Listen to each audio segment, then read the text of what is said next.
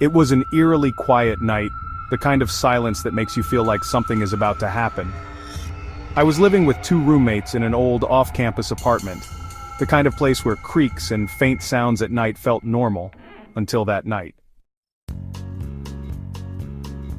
It was around 11 p.m. and everyone else was already asleep. I was drowning in the monotony of studying for an upcoming exam, with only the faint blue glow of my laptop screen lighting the room. My eyes were heavy, and exhaustion was creeping in. I decided to take a break and get a glass of water from the kitchen, hoping to shake off the fatigue. As I walked through the dim hallway, I felt something off. The air seemed heavier, almost suffocating. I paused by the living room window, which overlooked the backyard, compelled by some invisible force to glance outside. There, in the deep darkness, I saw someone. At first I thought it was my imagination, but no, it was real.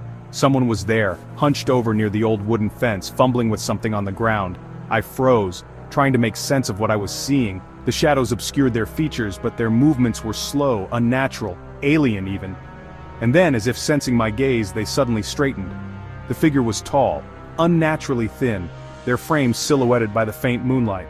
What terrified me the most was their face, or rather, the lack of it. The darkness clung to their features like they were wearing a mask of void. I stumbled back a step, my breathing growing heavier, but my eyes never left them. Then, as though my retreat had invited them, they began to move. Slowly, deliberately, they stepped toward the house. Each movement defied reason, their steps silent yet somehow felt. Like the air itself recoiled with every stride. Panic surged through me as I bolted to the kitchen, grabbing the first thing I could find.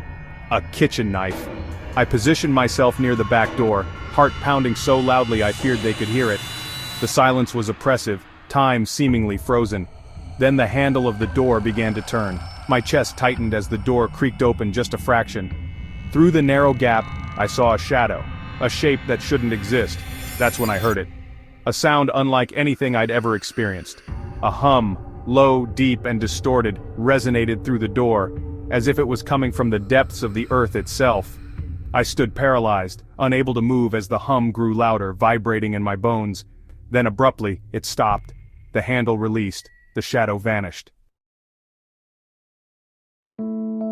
Gathering what courage I had left, I peeked out the window. The figure was still there, but they weren't alone. Two more figures now stood beside them, taller, stranger.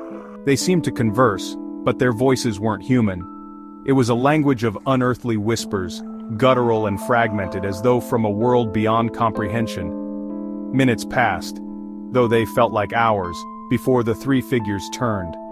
They didn't walk or run, they simply disappeared into the darkness. When my roommate Jenna woke up and found me standing in the dark gripping the knife, she asked what had happened. I told her everything. She didn't believe me, of course. The police came, searched the backyard, and found nothing. But I knew what I saw. Near the fence where the figures had stood, I found strange circles etched into the ground.